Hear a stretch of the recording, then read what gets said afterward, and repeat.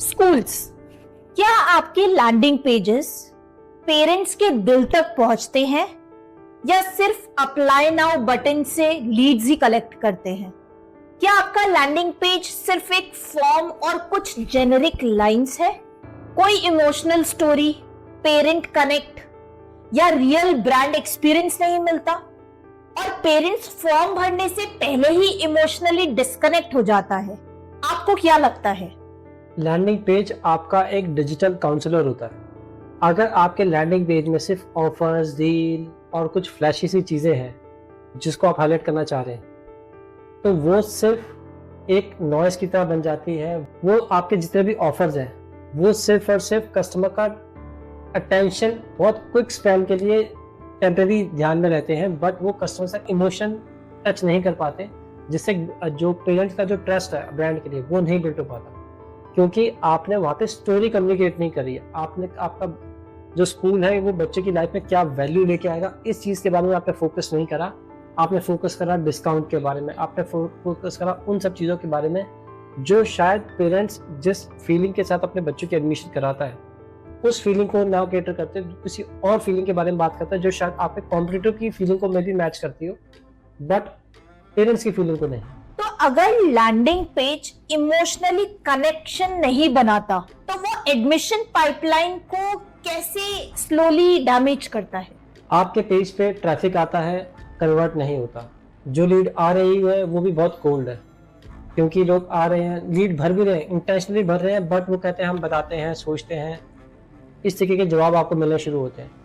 और landing page पे आ रहे हैं बट उनको कोई भी ऐसा वैल्यू एडिशन पॉइंट नहीं लग रहा जो आपके कॉम्पिटिटर नहीं दे रहे। सर, आपके कॉम्पिटिटर ने भी सेम लैंडिंग पेज बनाया, आपका भी सेम लैंडिंग पेज है, तो एक कस्टमर के लिए दोनों ही चीज़ें बहुत कन्फ्यूजन क्रिएट करती हैं। लेकिन जो वैल्यूज़ की बात करते हैं, क्योंकि वैल्यूज़ के लिए आपको सोचना पड़ता है, दिमाग लगाना पड़ता है, आपको आपके लैंडिंग पेज को एज ए डिजिटल काउंसलर की तरह रखना पड़ता है, ताकि वो आपका जो कोर मैसेज है, जो एक बियॉन्ड द प्राइस कस्टमर जाके सोच सके, उस मैसेज को कम्युनिकेट करता है। उसमें टाइम, एनर्जी, दिमाग, एक मार्केटिंग की सोच, मार्केटिंग कंसल्टेंट की सोच, आपकी टीम की सोच, आपका ब्रांड का विजन, बहुत चीज़ें लगती हैं। तो इसलिए जब आप उसके थ्रू इस चीज़ को कम्युनिकेट करेंगे तो लोग आपके ब्रांड को याद रखेंगे। अदरवाइज आप जस्ट लाइक अ कॉम्पिटिटर बनेंगे। मतलब कस्टमर के एंड कस्टमर के पर्सपेक्टिव से वो दो डिफरेंट लैंडिंग पेज हो सकते हैं, दो डिफरेंट स्कूल्स के लिए, बट वो ऑप्शन बन जाते हैं लास्ट में। आपको देखते हैं कि ये भी सेम चीज़ दे रहा है, ये भी सेम चीज़ दे रहा है, तो फिर आपके 2-3 जो बेसिक क्राइटेरिया होते हैं उसमें आपका जो मेन कॉम्पिटिशन हो रहा है उस पर चल रहा होता है, और जो फर्स्ट रिस्पॉन्ड करता है मोस्ट ऑफ द टाइम उसको चांसेस ज़्यादा मिल जाते हैं, प्रायोरिटी ज़्यादा मिल जाती है। तो सिंपल एक्शन स्टेप्स क्या हो सकते हैं एक इमोशनल लैंडिंग पेजेस के लिए?